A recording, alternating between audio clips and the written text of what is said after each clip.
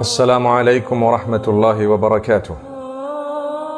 We praise Allah subhanahu wa ta'ala, send blessings and salutations upon Muhammad sallallahu alayhi wa sallam. We ask Allah to bless every single one of us and grant us goodness. Beloved youth, the first piece of advice I have for you is the advice that Allah subhanahu wa ta'ala has delivered to us all, and that is taqwa. If we are to be conscious of Allah, conscious of our duty unto Allah, the do's and don'ts, and we ourselves strive to abstain from prohibition and to fulfill the instruction of Allah subhanahu wa ta'ala, it becomes much easier for us to deliver the message with a lot of passion.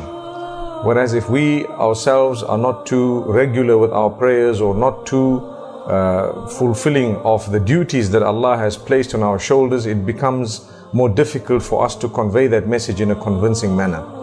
Secondly, respect yourself, respect everyone around you, respect the fact that you are a Muslim, and understand that those who are around you are always in search of goodness, and the human mind is extremely inquisitive.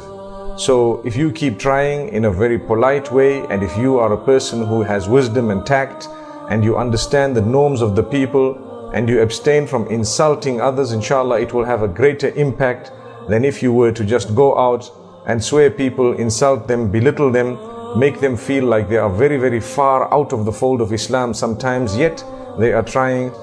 There is another piece of advice that I wish to deliver, and that is the importance of the scholars of Islam. If we are to visit the scholars of Islam who are promoting the truth once in a while and learn from them, I think inshallah people will notice whom we are affiliated to in a greater way, and that itself would also be a means of da'wah. What this would mean is, if we are to affiliate with the correct people as far as possible, and even if we have had meetings perhaps, or we have had associations with those who may not be up to scratch according to what we would believe, we would still be able to clarify such matters, and we would still be able to leave a straight line and inshallah a message that will be loud and clear.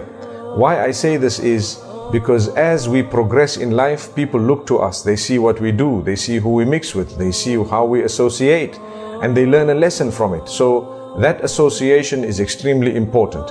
As we grow, we may have to associate with those sometimes who may be searching for the truth in a way that if we mixed with them, it would help them. This is another level on its own. But we ask Allah subhanahu wa ta'ala to grant us wisdom, to grant us tact. Remember, I have said this many times and I say it again, go through the seerah of Muhammad sallallahu alayhi wa sallam and study the way he treated the others, the way he spread the message, the way the da'wah at that particular time was delivered. That was the most pristine way. That was the best way. If we are to follow his system and his style and understand what he did, by the will of Allah, we will become better people. The last piece I leave you with is always improve yourself. Don't ever think for a moment, I know everything. Don't be a person who cannot accept correction or who cannot accept some form of rectification. It's important for us to know we will be corrected. We will have to correct ourselves no matter what level you are on. We will learn new things. We must be on the lookout. We must be searching, hunting, and making an effort to learn more and to learn new things, to increase our knowledge. And this is why we always say, O you who has bestowed Ibrahim with knowledge, bestow me with knowledge. O you who has bestowed Sulaiman with the understanding, bestow me with understanding as well. And may Allah help us to convey it in a way that Muhammad sallallahu alayhi wa sallam has conveyed it.